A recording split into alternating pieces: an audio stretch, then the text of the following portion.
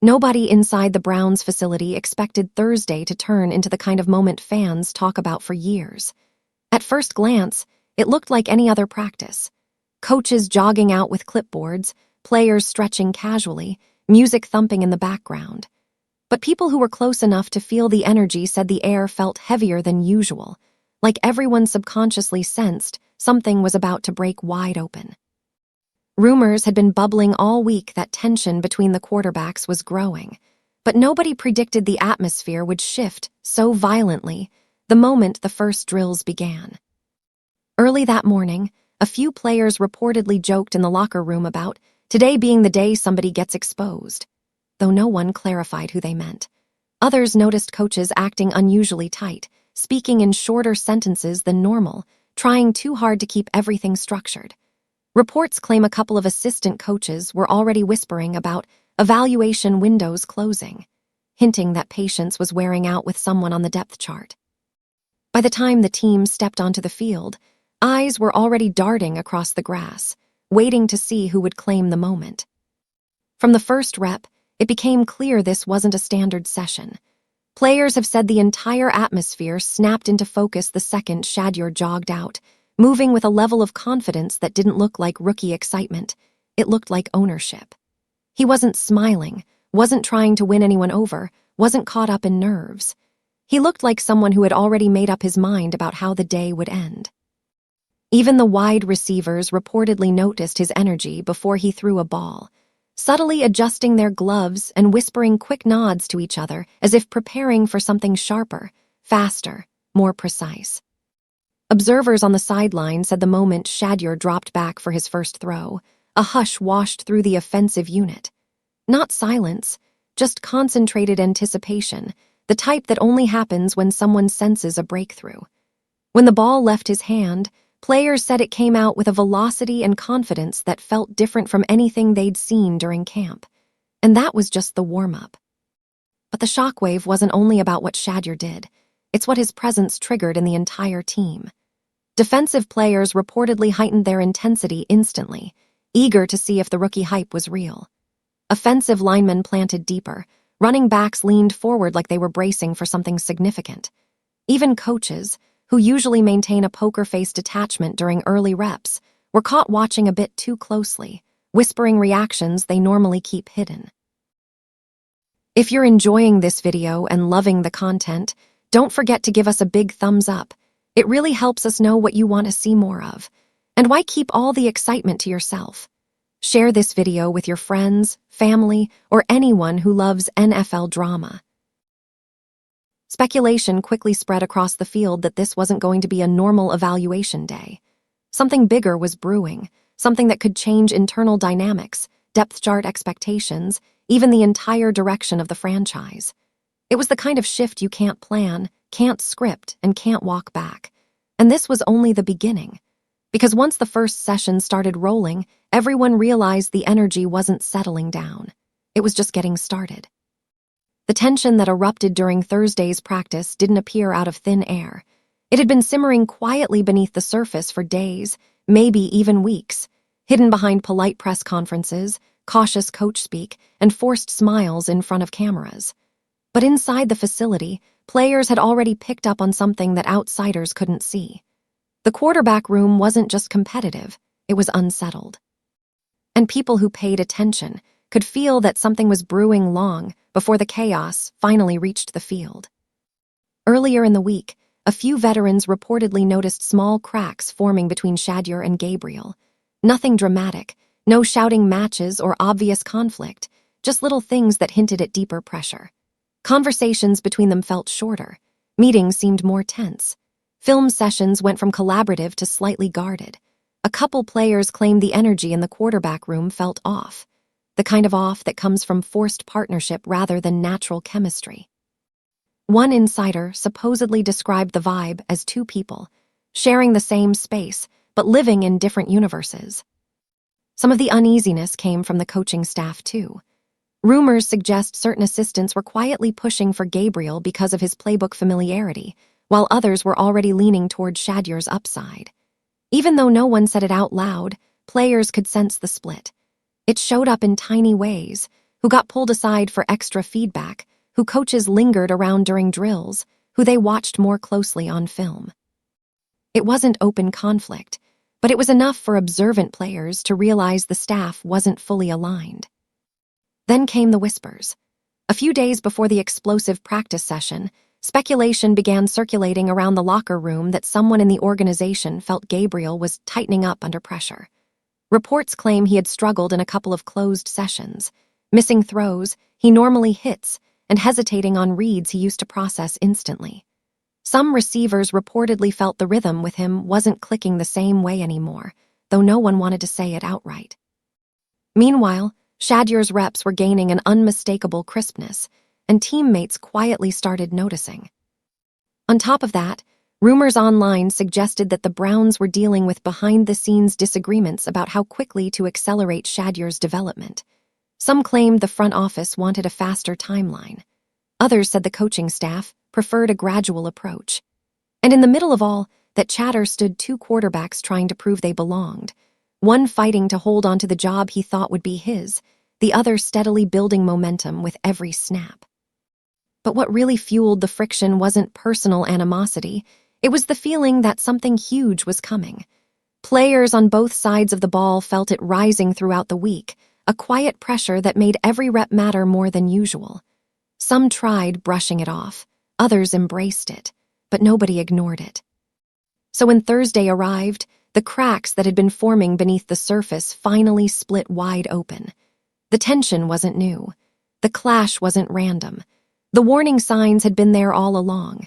And once the first rep started, the storm everyone sensed quickly became impossible to hide. When the first competitive period began, it didn't feel like a routine practice anymore. It felt like a stage being built in real time, and Shedeur walked onto it with the kind of presence that forces everyone else to adjust. The moment he stepped into formation, something shifted, the pace, the tone, the urgency. Players later said it was like watching someone flip a switch inside himself. One second he was blending in, the next he was commanding the entire field without needing to raise his voice or make a speech. It wasn't loud confidence. It was quiet certainty, the kind that makes people lean forward without realizing it. From the opening snap, his timing looked razor sharp. Reports say his footwork matched the rhythm of the route concepts perfectly, like he was operating a beat ahead of the defense. His first throw wasn't a dramatic highlight, but it didn't need to be. It came out on time, hit the receiver exactly where the play demanded, and set an instant tone. The offense lined back up quicker than usual, almost as if they wanted to keep riding the momentum before it could cool off. By the second and third completions, murmurs began spreading across the sideline. Coaches shifted their positioning slightly. Defenders tightened their stance. Even players not involved in the drills started paying attention. But it wasn't only the completions themselves. It was the way they looked. One assistant coach reportedly said it felt like Shedeur was throwing from inside the play, seeing angles and windows before they fully formed. Receivers barely had to adjust their strides. The ball kept arriving exactly where it needed to be, the kind of precision that erases any chance for defenders to recover. And with every accurate strike, the energy around him kept rising. Teammates reacted immediately. Several offensive players were seen clapping and nodding after each rep, subtle but telling signs that they were feeding off his presence. A couple defenders, trying to keep things competitive, tightened their coverage. It didn't matter. Shedeur kept threading the ball into tight spaces with calm execution, never speeding up, never hesitating. There was no flashiness, no unnecessary dramatics, just clean, controlled dominance. Coaches typically try to stay neutral during early periods, but even they couldn't hide all their reactions. A few were caught exchanging quick glances after one perfectly timed throw down the seam, the kind of play you expect from a seasoned veteran, not someone still adjusting to the league's speed. Those small reactions spread through the roster faster than any official announcement ever could. Players know how to read coaches. They know when someone surprises them. And on this day, Shedeur surprised everyone. What started as routine installation work had transformed into a silent audition, one that nobody formally scheduled, but everyone could feel unfolding. Each rep seemed to raise the stakes a little higher. And with every snap, it became clearer that the rookie wasn't just participating. He was seizing the moment piece by piece. The field didn't look like a practice environment anymore. It looked like a proving ground, and Shedeur was the only one dictating the terms. If Shedeur's rise felt like a steady climb, Gabriel's collapse felt like a slow-motion unraveling that everyone saw coming except him. What made it so jarring wasn't just the mistakes. It was the way the entire atmosphere around the field shifted the moment he stepped under center. The confidence that had filled the offense minutes earlier faded almost instantly, replaced by a tension that players later described as felt more than seen. It wasn't hostility. It wasn't disrespect. It was something worse, uncertainty. From his very first drop back, something looked off. His feet didn't sync with the roots. His eyes darted too quickly, then not quickly enough. It was the kind of hesitation that usually shows up only in a player battling heavy pressure, but there was no pressure in this moment, just expectation. And expectation can be the heaviest weight of all. His opening throw set the tone in the worst possible way. Reports claim the ball came out a full beat late, forcing the receiver to contort awkwardly just to tap a hand on it before it hit the ground. That alone might have been brushed aside on a normal day, but this wasn't a normal day. The players watching had just witnessed a flawless opening sequence from Shedeur, and the contrast hit them immediately. Heads shook subtly.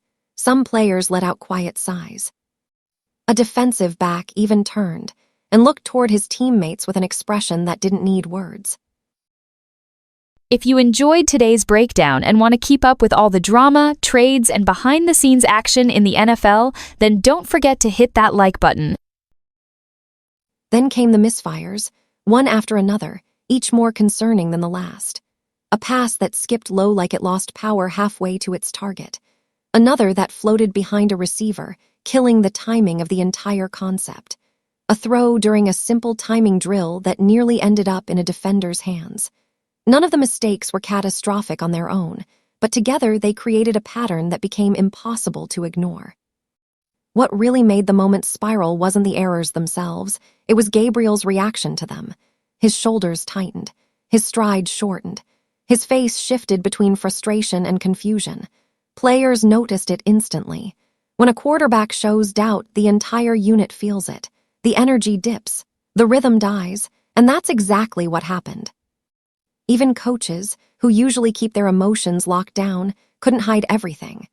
A couple of assistants were seen muttering to each other after the near interception.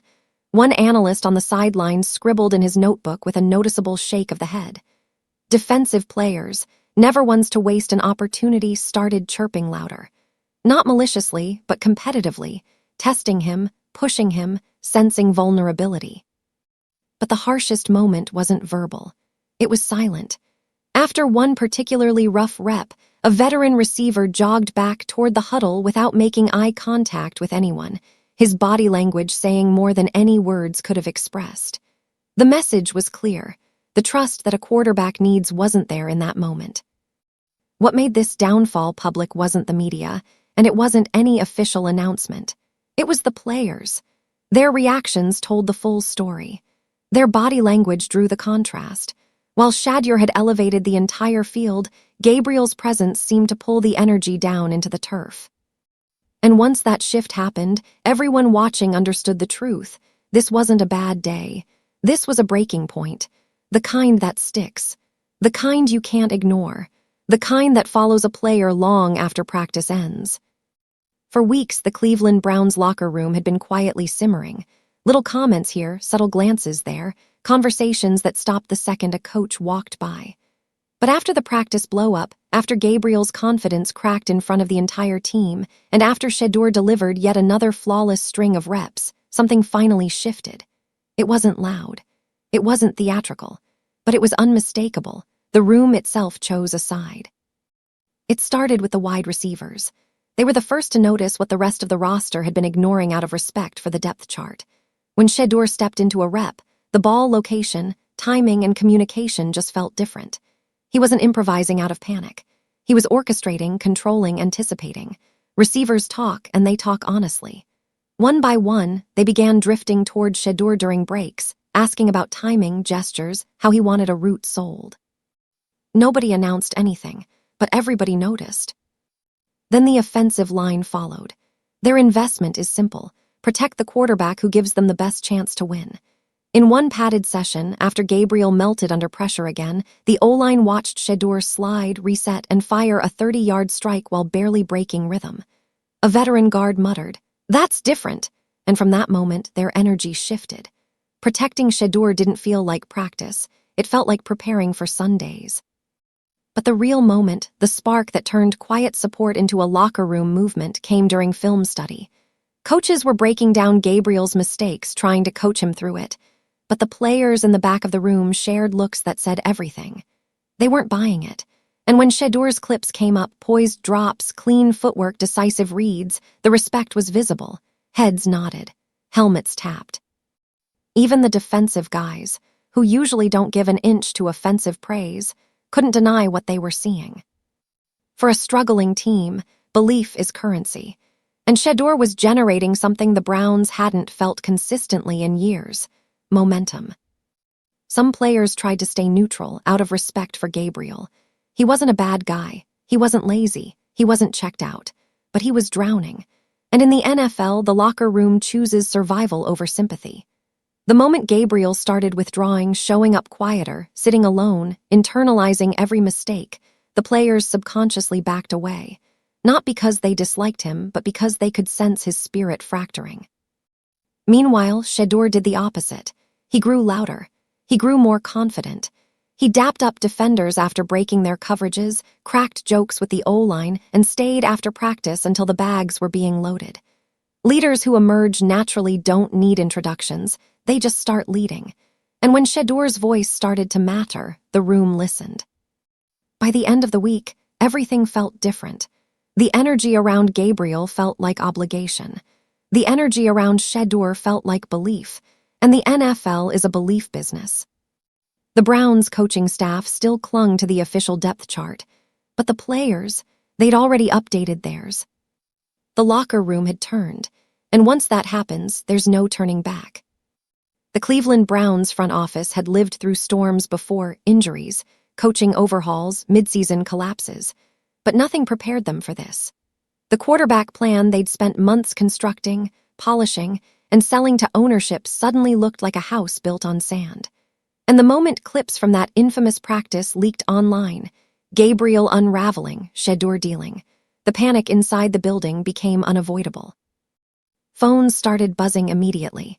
Agents, media insiders, even rival teams reached out with the same pointed question: "What's going on in Cleveland?" The Browns had hoped to keep the internal competition quiet, controlled, invisible to the outside world. But the world wasn't stupid. Anyone who saw the footage could tell which quarterback looked ready for Sundays. And front offices fear two things more than anything: public pressure and being wrong. The general manager had been the one pushing Gabriel, believing a structured system and low-pressure environment could turn him into a long-term starter. But now, every decision tied to Gabriel suddenly looked like a potential miscalculation. Millions invested, media narratives crafted, trade negotiations structured with him as the centerpiece. And now the locker room was drifting away from the very player they had positioned as the future of the franchise. The analytics department panicked first. Their reports, once optimistic, now painted a grim picture: declining confidence metrics, slower decision-making under pressure, and practice efficiency dropping every single week. At the same time, Shedeur's chart was trending in the opposite direction.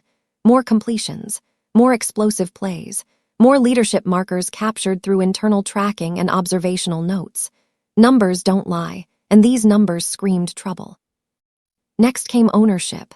Billionaires don't like surprises, and this situation was becoming a very expensive one. They had approved the plan for Gabriel. They had backed the coaching staff's vision. But when they asked point-blank, "Is Shedeur the better quarterback right now?" nobody had a confident answer. And that silence, that hesitation, was damning. Meanwhile, the coaching staff fought a different battle: control. They could feel the momentum slipping. The players were choosing Shedeur. The fans were choosing Shedeur. Social media was transforming him into a symbol of the franchise's future. The coaches feared one thing most: losing the locker room. Once a team believes one guy gives them the best chance to win, there's no schematic speech or whiteboard session that can convince them otherwise. So the emergency meetings began. Office lights stayed on late into the night. Coordinators presented breakdowns. Scouts revisited pre-draft evaluations. The GM demanded patience. The offensive coordinator demanded urgency. Some argued starting Shedeur would spark the team. Others warned it could fracture it even more. But the real panic came from a simple, unavoidable truth. The front office had built a plan around Gabriel. But football doesn't care about plans. It cares about momentum. And Shedeur Sanders had become a runaway train. The question inside the building shifted from, what do we want? To, can we afford to stop what's already happening? And in the NFL, once fear creeps into the front office, bold decisions give way to desperate ones. The tension in the Browns facility didn't explode on the practice field. It detonated behind closed doors, inside conference rooms where careers are made, reputations are broken, and the truth isn't softened for public consumption. By the time the sun set on that chaotic week, everyone with a stake in the quarterback decision was summoned. Coaches, coordinators, personnel executives, even the GM's most trusted advisors. What unfolded was less a meeting and more a war of philosophies. The first argument came before everyone even sat down. The offensive coordinator slammed a stack of practice reports onto the table as if they were evidence in a criminal investigation. "This isn't sustainable," he snapped, pointing at Gabriel's spiraling numbers. "We can't keep pretending everything is fine. The guys don't believe in him anymore." His voice echoed down the hallway, loud enough that assistants outside pretended not to hear. The quarterback's coach fired back immediately. He'd spent months grooming Gabriel, believing in his mechanics, his intelligence, his upside. He saw the recent struggles as temporary, not catastrophic. "You don't bench a quarterback because of a bad week," he insisted. "You don't destroy his confidence because a rookie gets hot for 2 practices." He didn't say Shedeur's name, but everyone knew that's who he meant. The GM tried to mediate, but even he was cornered. Ownership was calling. Agents were calling. National reporters were sniffing around. And the locker room, it was leaning toward a kid they hadn't even planned to compete for the job this early. When a defensive assistant spoke up, someone who had no reason to favor one quarterback over the other, the room went quiet. "The defense trusts Shedeur more," he said plainly. "We feel it. They feel it. Everybody feels it." Silence, heavy, uncomfortable, damning. The head coach finally stood, packing like a man whose authority was being peeled away layer by layer. He didn't want a rookie-led narrative forced onto his season. He didn't want a quarterback controversy overshadowing training camp, but reality was no longer waiting for his approval. "We're losing the room," he admitted, almost reluctantly. "If we don't address this head-on, we'll lose the season before it starts."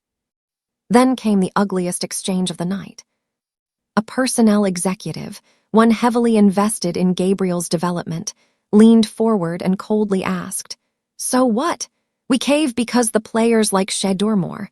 Since when did we run this team based on popularity?" The offensive coordinator didn't flinch. "Since the locker room stopped believing in your guy." The GM had no choice but to call for a temporary halt, an internal pause on all public quarterback statements. They needed time. They needed unity. They needed a plan that wouldn't tear the franchise apart. But the energy in that room gave away the truth. There was no unity. There was no agreement. There was no clear plan. Only fear. And behind those closed doors, the Browns' leadership realized something devastating. This wasn't a quarterback competition anymore. This was a power struggle. And Shedeur Sanders had unknowingly become the center of a storm capable of reshaping the franchise from the top down. Long before any official announcement, long before the coaching staff finalized depth charts or the front office prepared its public messaging, the players themselves made the decision that would define the Browns' season. It didn't happen in a meeting room or during a film session. It happened organically, quietly at first, then unmistakably, across the locker room, the practice field, and every space where real team chemistry forms. The Browns didn't wait for a formal declaration. They crowned their leader on their own. It began with the small things players notice before coaches do. Offensive linemen started drifting toward Shedeur Sanders after drills, asking him about cadence preferences, protection calls, and pre-snap timing. Linemen don't do that with quarterbacks they view as placeholders. They do it with quarterbacks they expect to follow into battle. They weren't preparing for a hypothetical future. They were syncing with the guy they already believed was QB1. Receivers followed suit even faster. They began lingering near Shedeur between periods, adjusting route depths based on his feedback, talking through timing windows, and openly competing to catch his passes during warm-ups. What stood out most wasn't the enthusiasm, it was the respect. These weren't rookies lobbying for reps. These were established veterans repositioning themselves around a quarterback who carried himself like he belonged at the center of everything. The defensive players, always the hardest group to win over, shifted as well. They started trash-talking Shedeur the way defenses do when they've embraced a quarterback as their own. After one practice session, a veteran safety slapped him on the back and said, "Keep lighting us up, makes us better." That's the kind of message a defense sends to their leader, not their backup. The turning point, however, came in the locker room. After a dominant practice where Shedeur once again separated himself, a subtle but unmistakable gesture took place. The team broke down the huddle, and instead of the usual veteran calling the final chant, all eyes turned to Shedeur, instinctively, without instruction. He hesitated for half a second, realizing what was happening, then stepped into the circle. What followed wasn't rehearsed or symbolic. It was real. He gave a short, sharp message about competing, unity, and winning. Nothing dramatic, nothing flashy. But the room responded like he had been delivering speeches there for years. Players erupted. Helmets banged together. Guys pounded his shoulder pads. No one looked toward Gabriel, and no one seemed uncertain about who had their voice. By the time the team walked off the field, the hierarchy was no longer internal debate. It was lived reality. The players didn't need memo approvals, coach confirmations, or organizational branding. They knew what they saw. They knew who delivered under pressure. They knew whose energy they trusted. The Browns had a quarterback competition on paper. But in the locker room, where trust, leadership, and belief are currency, there was no competition at all. The team had already crowned its leader. And his name was Shedeur Sanders.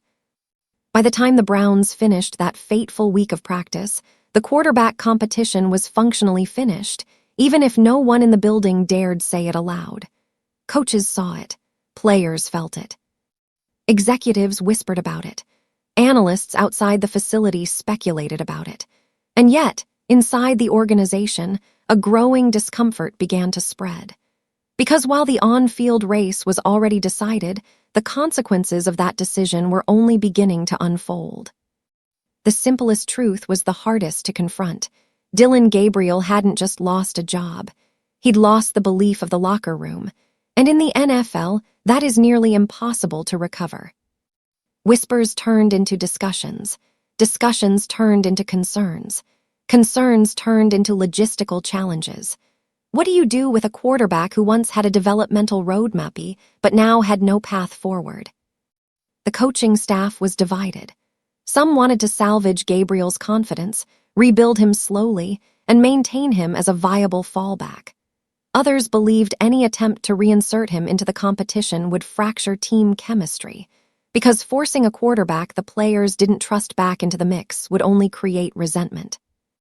Then came the agent calls.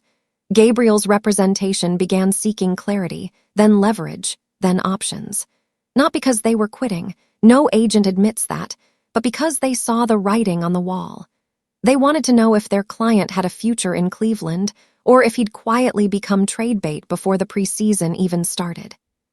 The front office hated those conversations, not because the questions were unfair, but because they didn't have answers. The GM felt the pressure most. He had invested in Gabriel. He had vouched for him.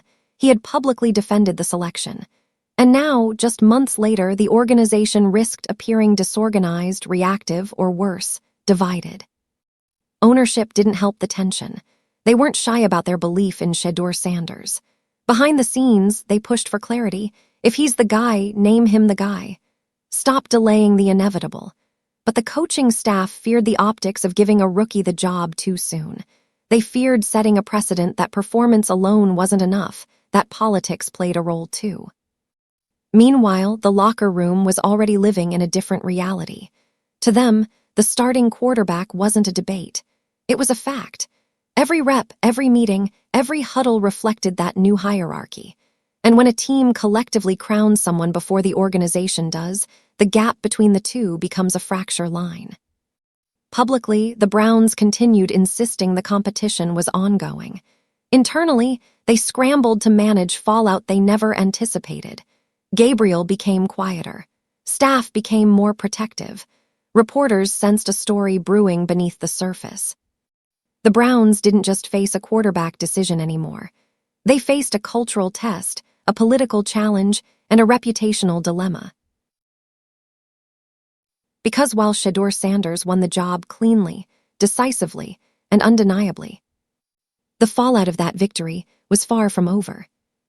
And the organization knew the hardest part was still ahead. Long after the practice field emptied and the noise faded into quiet hallways, something about that Thursday afternoon still lingered in the air, an energy, a shift, a moment that didn't just belong to a single player, but to an entire organization witnessing its future form in real time. What happened wasn't routine, wasn't developmental, wasn't just another camp storyline. It was the instant a franchise realized everything had changed, and nothing would ever go back to the way it was. Teams don't often recognize a turning point while it's unfolding.